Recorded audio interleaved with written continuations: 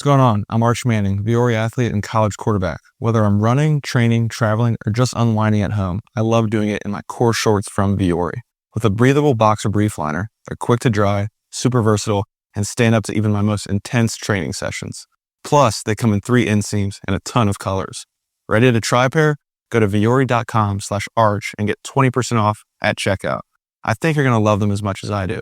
That's viore.com/arch and get 20% off your first order. Exclusions apply. Visit the website for full terms and conditions.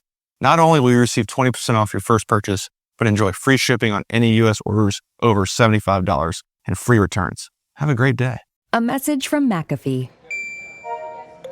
Wondering why the post office is texting you or why you owe thousands of dollars in toll fees? Because someone's trying to scam you. The good news? McAfee can help. With McAfee's award-winning scam detection, it's easy to tell what's real and what's fake over text, in your inbox, and online. If they're You want a free gift? Seriously? If they're faking it, they're not making it past us. Get award-winning scam detection today. McAfee.com/keepitreal.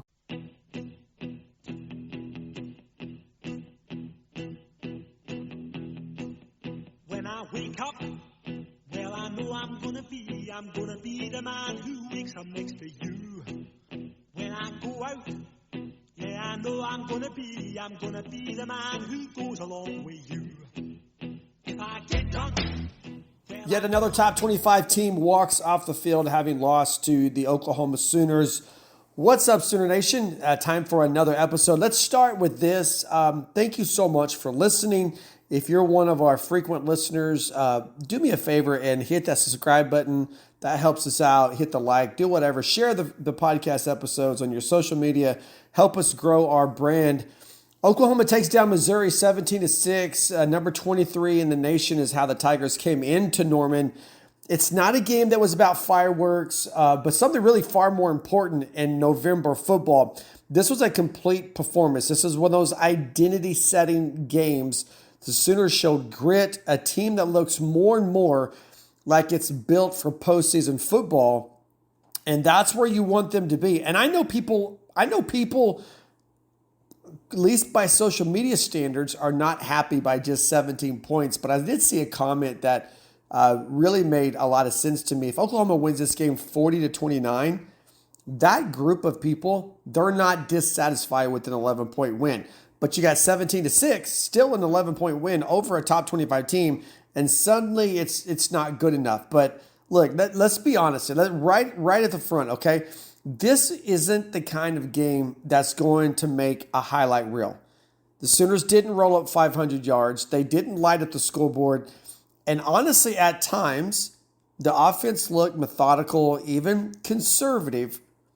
But, and this is the key, it was a win, right? It was a win stitched together by every part of this roster. Your quarterback was important. The receivers were important. The linebackers were important.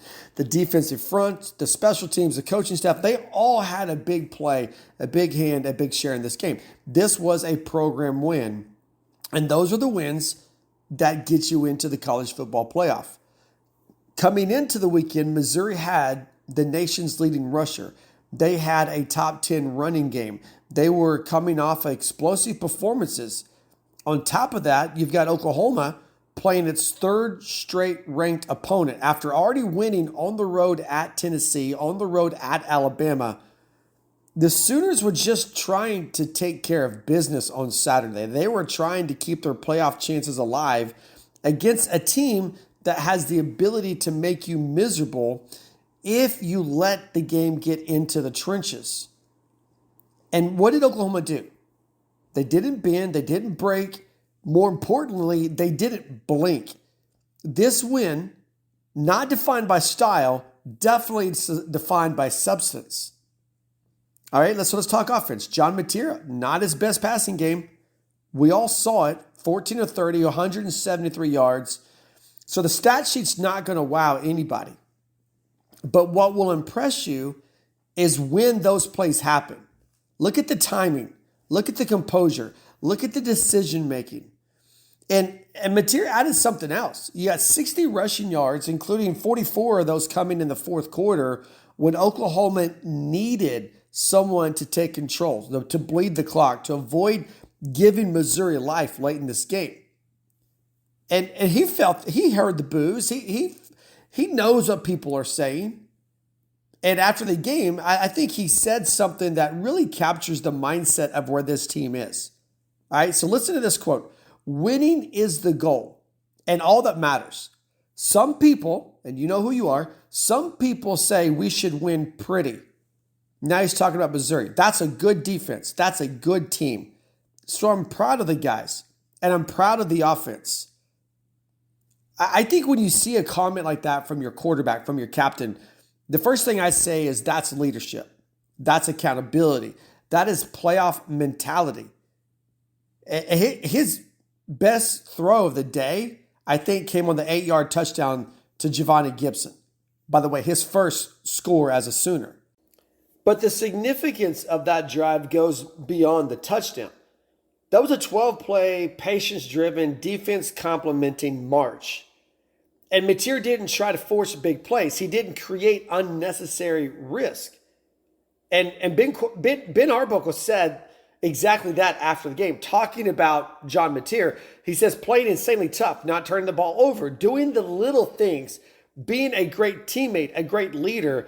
That's how I've seen him progress. And Mateer didn't overextend himself. He let the game come to him. He let the defense and the special teams do their work.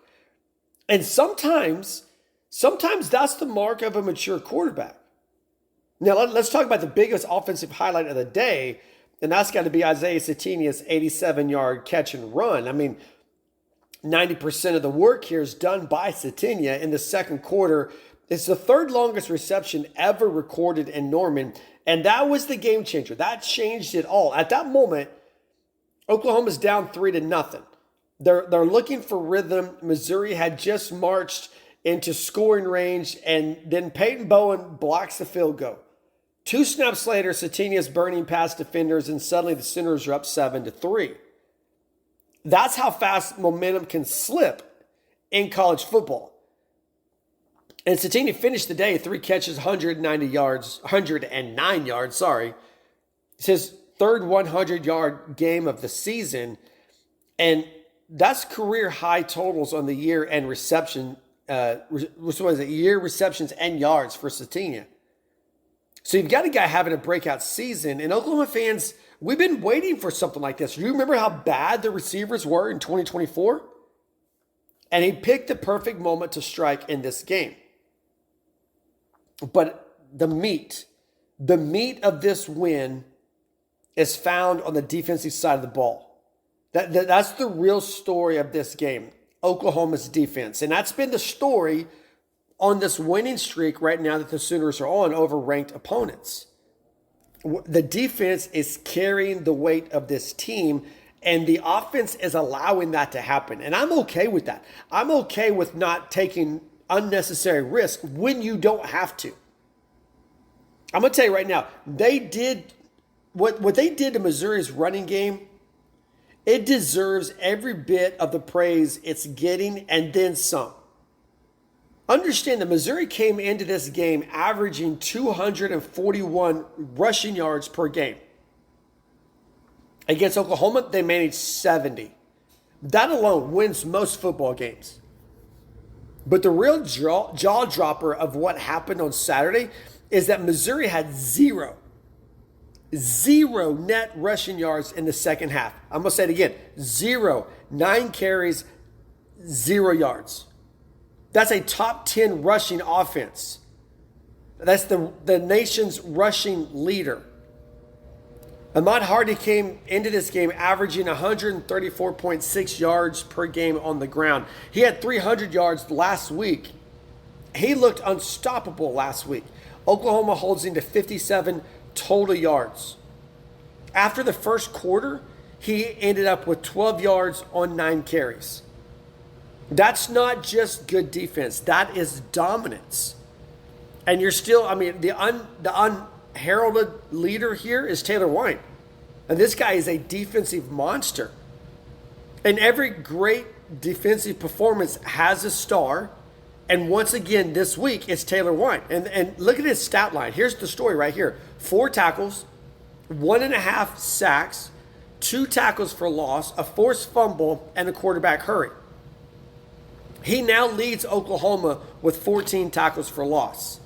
This season continues to look like the most disruptive defensive lineman Oklahoma has on the roster. And that's saying a lot when you've got guys like Marvin Jones, when you've got guys like R. Mason Thomas, you've got guys in the middle like David Stone. Think about his strip sack last week against Alabama. That was a tone setter. That was a game changer. And what he did Saturday against Missouri was every bit as important. And then the secondary. The secondary is learning how to break opponents. And look, give Bo Pribula credit for Missouri. Coming back from a dislocated ankle, he threw for 231 yards. The kid showed toughness. But when Missouri needed big plays, it was Oklahoma's secondary that slammed the door. Jacoby Johnson jumps the route and grabs a momentum-killing interception immediately after the targeting penalty on Reggie Powers. And then late, you've got Eli Bowen sealing the win with his second interception in as many weeks. And don't forget, that pick 6 against Alabama. And you want to talk about stepping up in big moments. This guy's becoming a closer for Oklahoma's defense. And I guess we should also mention his brother, Peyton, who added a big field goal block that changed kind of the trajectory of the game early. The Bowen brothers were everywhere. But also, the linebackers here quietly dominant. Right there in the middle of the defense, Owen Heineke and Kip Lewis were fantastic. Heineke had 10 tackles, his second double-digit performance of the season. Lewis has got 8 tackles, pushing him into the team-leading 68 on the year. And these guys are showing discipline, especially in diagnosing quick passes and stretch runs. They kept the Tigers from finding rhythm.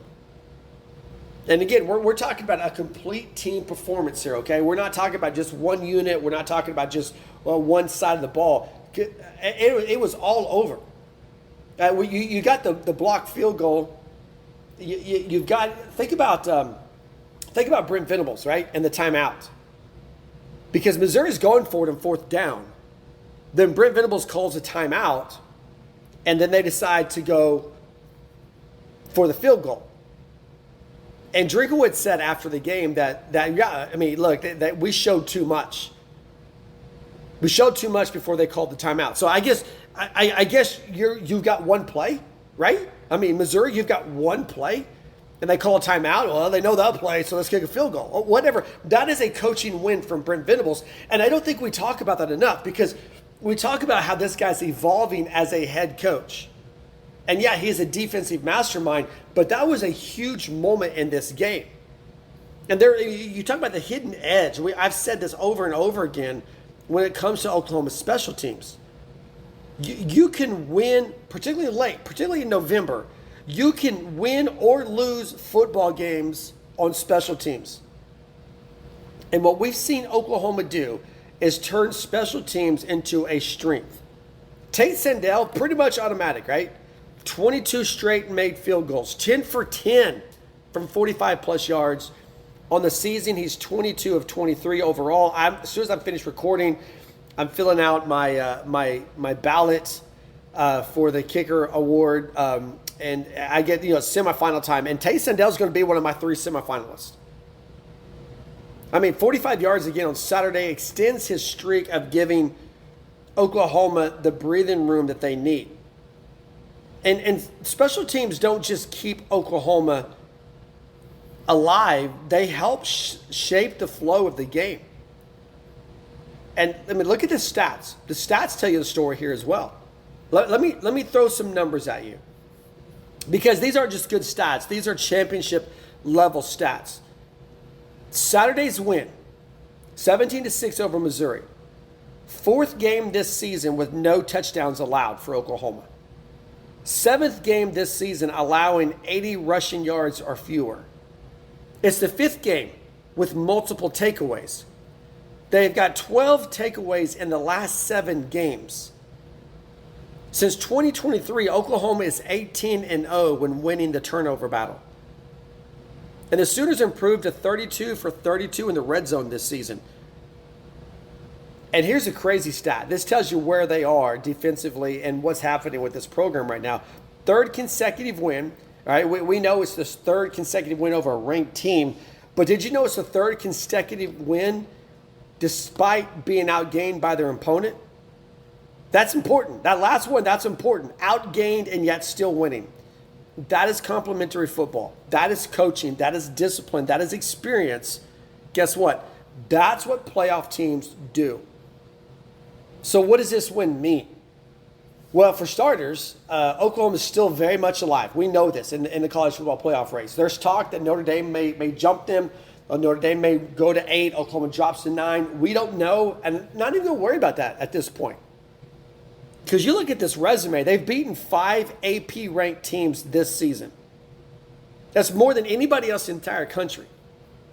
And they're not just beating ranked opponents, they're beating them in different ways. At Tennessee, they win a shootout. At Alabama, they survive a storm. Against Missouri, it's a defensive first grind. So you've got a team that's showing versatility. You've got a team that's showing adaptability. And those are dangerous combinations to have. And Brent Venables summed up the mindset here pretty well after the game on Saturday. Show back up, ready to go. Renew your spirit, stay humble, stay thankful, stay hungry. That's what they're doing. This team is built on humility and hunger. Two of the most powerful November traits that you can have as a football team. And if Oklahoma keeps playing like this, smart offense, dominant defense, mistake-free football, with the special teams coming up big, the playoffs, look, the path to the playoff, it's not only alive, it's stronger than what a lot of people expected it to be. So here's the bottom line, all right? No one's going to say this was a pretty win. It wasn't. It was not a pretty win. It was not a highlight win. It wasn't the type of win that people talk about on ESPN all night long. But what it was a complete win. It was a grown-up win. It was a playoff-type win. It's the kind of game where every unit on the field mattered, where every inch of the field mattered. Oklahoma showed what championship football looks like, not just when everything's clicking, but when every drive, every snap, every hit carries weight. And if they continue to stack wins like this, you got one more to go. They won't just be in the playoff conversation. They're going to be the team that nobody wants to see in the playoffs. Okay, only 10 more presents to wrap. You're almost at the finish line. But first...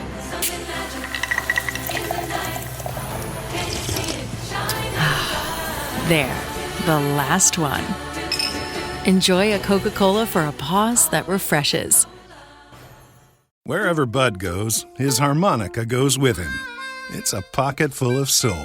Now he's living with prostate cancer. He asked his doctor about Xtandi enzalutamide. Xtandi 40 milligram tablets treats men with prostate cancer that has spread to other parts of the body and responds to a medical or surgical treatment to lower testosterone. Xtandi may cause serious side effects: seizure, a brain condition called PRESS, allergic reactions, heart disease that can lead to death, falls and bone fractures, swallowing problems, or choking that can lead to death. Stop Xtandi and get medical help at once if your face, tongue, lip, or throat start swelling. Tell your doctor at once if you faint, have a seizure, quickly worsening headache, decreased alertness, confusion, vision problems, chest pain or discomfort, or shortness of breath. Xtandi can cause harm to an unborn baby or miscarriage. Use birth control during and 3 months after Xtandi. Common side effects include muscle and joint pain, feeling unusually tired, hot flashes, constipation, less appetite, diarrhea, high blood pressure, bleeding, falls, fractures, and headache.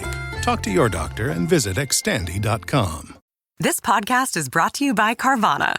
Carvana lets you buy your next car on your terms. Explore a massive inventory online, filter for what matters, and find your perfect match. Then choose delivery to your home or pick it up at one of Carvana's iconic car vending machines. Every car also comes with a 7-day money-back guarantee, so you can make sure it's the right fit. Buy your car on Carvana. Delivery or pickup fees may apply. Limitations and exclusions may apply. See our 7-day return policy at Carvana.com. Carvana. All right, welcome back to the Sooner Nation podcast. Obviously, today we're just jumping all over Oklahoma's gritty, grinded out 17-6 win over Missouri. A game that, we talked about, it didn't deliver the fireworks. It didn't fill up the highlight reel. It did not wow the analytics crowd, but it absolutely said something about who this Oklahoma team is right now and who they're becoming as we are in this final stretch of the season with just 1 week left in the regular season. So let me start here with this final segment of the podcast. This is a season where style points kind of feel like currency, right?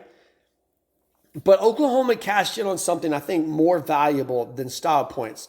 They cashed in on this. Proof that they can win a college football playoff type game when things aren't going right? And think about it, when the offense is inconsistent, when the quarterback's fighting rhythm, when the crowd is restless, the Boo Birds were out on Saturday, and when every possession feels like it could flip the whole afternoon, Oklahoma found a way to win. And for the third straight week, the Sooners beat a ranked opponent. All right, and we've talked about this. For the fifth time this season, they took down a team wearing a number next to its name. But unlike Tennessee, unlike Alabama, unlike that explosive run earlier in the year, I feel like this one was different. This one felt colder. It felt tougher. It felt heavier. This one felt like late postseason football. It felt like playoff football. And let's be honest. I mean, we talked about it in the opening segment. Oklahoma's offense didn't have it, okay? They gained 276 total yards. They missed throws. They went long stretches without rhythm. They even got booed. And yet they still beat the SEC's top-ranked defense. There's the story right there. This was not a game where Oklahoma didn't win because of its offense. It won because its offense did not make the mistakes that Missouri made. It won because the defense tightened the screws every single quarter. It won because special teams delivered. It won because John Mateer played like a quarterback who understood exactly what the moment required. We're talking about a guy who did not complete 50% of his passes, but, he did throw 2 touchdowns. He didn't put up big numbers, but he ran for 60 yards. But he did not give Missouri free possessions. And go back to the quote I said in the first segment. Winning is the goal, and all that matters. It's not cliche. We're talking about a quarterback who understands the assignment. He understands that every Saturday, it's a stat-building Saturday. But sometimes you win by being stable. Sometimes you win by being composed. Sometimes you win by being turnover-free and not padding the stats. And think about it. Go back to the first half of the season when our minds are blown because they can't get a turnover. But yet now we're seeing a pattern where Oklahoma didn't turn the ball over at all, and Missouri turned it over twice, and that was the margin. Most people will remember the Isaiah Sategna play, and they should. 87-yard catch and run with lightning bolt that changed the entire feel of the game. One moment, Oklahoma's trailing, they're struggling. The next moment, Bowen blocks a field goal. To me, that's a turnover.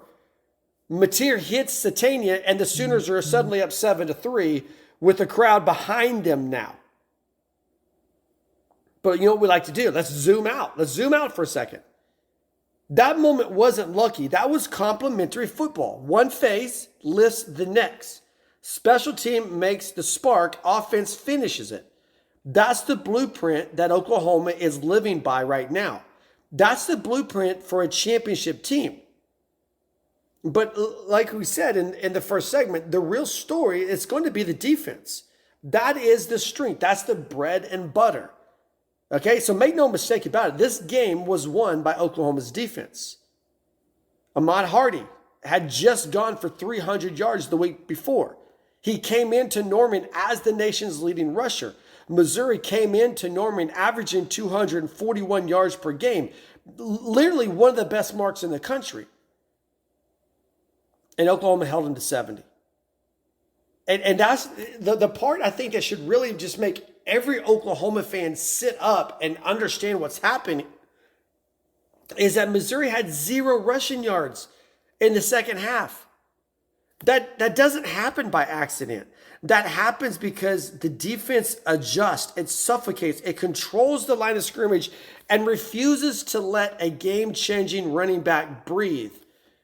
And for every time we want to criticize Brent Venables, because ultimately he is responsible for this entire team, but look what he has built on the defensive side of the ball. And you got to believe with time, they're going to do something complementary even more so on the offensive side. But they're winning games with defense because that they can do that. Not because they need to, but because they can. And again, Taylor Wein's everywhere. You got, you 1.5 sacks. You got the tackles for loss. You got, just what he's doing, forcing fumbles last week against Alabama. Heineke's got 10 tackles. Played maybe his best game of the year. Kip Lewis with 8. I mean, just continues to look like the heartbeat of the locker room for this defense. But I don't know if I've ever really kind of spotlighted Jacoby Johnson before. But this was huge. You get Reggie Powers ejected on a targeting call. And I know when it first happened, I was like, no way. There's just no way. But then I think it's the right call. I mean, I hate to say it, but I think it's the right call. And it's the kind of a moment that can shift momentum back to the Missouri sideline. But what happens? The very next play, Johnson jumps the route and picks off the pass. That's situational awareness. That's composure. That's a defense that refuses to blink.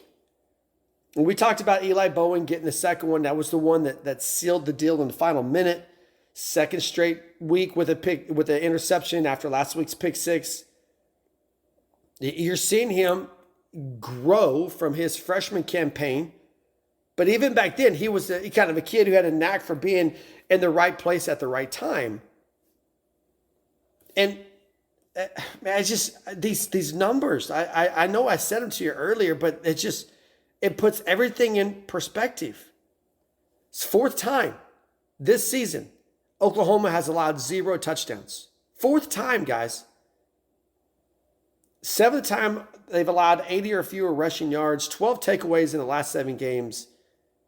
This is not a defense that's improving. It's not a defense that's promising. This is a championship caliber defense. And Missouri, look at the difference, all right? You want to see the difference?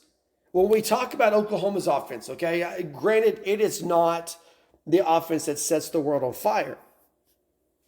But Missouri had 4 trips inside the, excuse me, 4 trips inside the red zone. They walk away with 6 points. And Eli Drinklewood said afterwards, he says, ultimately, it wasn't good enough by anybody. He's right. Missouri didn't play like a team ready to be a top 10 opponent on the road. The Tigers were hesitant. They were conservative. They settled for field goals when 4th and manageable situations kind of screamed at you to go for it. And when they did kick, Oklahoma made them pay. Bowen blocks a field goal. Sategna scores the next play or a few plays later. Missouri never led again. And I talked about this moment with Brent Venables and the coaching genius at this moment, calling the timeout. And here's exactly what he said. Second guessing the decision, right? They're going to go for it on 4th down. Venables calls the timeout. They decided to send out the field goal unit. The field goal's blocked. Drinkowitz just said, felt like we had shown too much on that play. Guys, special teams matters. If you want to win in late November, you want to win in December, you want to win in January, you need special teams that can flip a game. Oklahoma has it. Peyton Bowen's block showed they have that. Tate Sandell's consistency continues to show. 22 straight field goals made. That's a school record. And think about how incredibly impressive it is. 10 for 10 from 45 yards or more this season. And when you have a defense that locks teams down and a kicker who can cash in from almost anywhere, tell me what style of game you're not capable of winning. And that brings us to the heart of what I want to really kind of convey in this segment. Playoff football asks you one question. Here's what it asks. Can you win when you're not playing your A game? Against Missouri, Oklahoma's answer was absolutely. And this team has won track meets. They've won the shootouts. They've won the road wars. And now they just won a rock fight. And that's how you build a playoff resume. That's how you get to 9-2. That's how you get to 5-2 in conference play. That's how you beat more ranked opponents than anybody else in the country. That's how you get to number 8 in the college football playoff poll with a chance to climb when you weren't even included in the coach's top 25 to start the season. Now you're looking at LSU next Saturday in Norman. You beat the Tigers, and it's almost a guarantee that you're back in the college football playoff for the first time since 2019. And you win with style points, you win convincingly, and you're probably even going to secure a first-round game in Norman. And that's where this statement from Brent Venables becomes even more critical, right? That show up, show back up, get ready, renew your spirit, stay humble, stay thankful, stay hungry. You feel like that message is like, that's how this team plays. They're not trying to impress committees. They're not trying to chase headlines. They're trying to win football games, period. And they're winning them in every style imaginable. If Saturday's win showed us anything, it's this right here. Oklahoma is built for what comes next. They didn't win pretty. They didn't win flashy. They didn't win the old Big 12 way or the Lincoln Riley way or the Kyler Murray, Baker Mayfield, Jalen Hurts way. They won the playoff way. They won the SEC way. They won the championship way. And if they keep playing like this, the Sooners won't just make the playoff. They'll be dangerous once they get into the playoff. Yeah, Oklahoma didn't win pretty, but they absolutely won like a playoff team. We got more to come this week on the Sooner Nation podcast. Make sure you find us on the internet, heartland-sports.com. Look us up on Facebook. Our Facebook community is growing. I'm not even going to say inching. We are moving towards 16,000 followers on Facebook. We'd love to invite you to be a part of that. Just look us up, Heartland Sports, on Facebook. Be a part of our community. Thanks for hanging with us. Have a great week. Sooners are one win away from the playoffs. Boomer Sooner.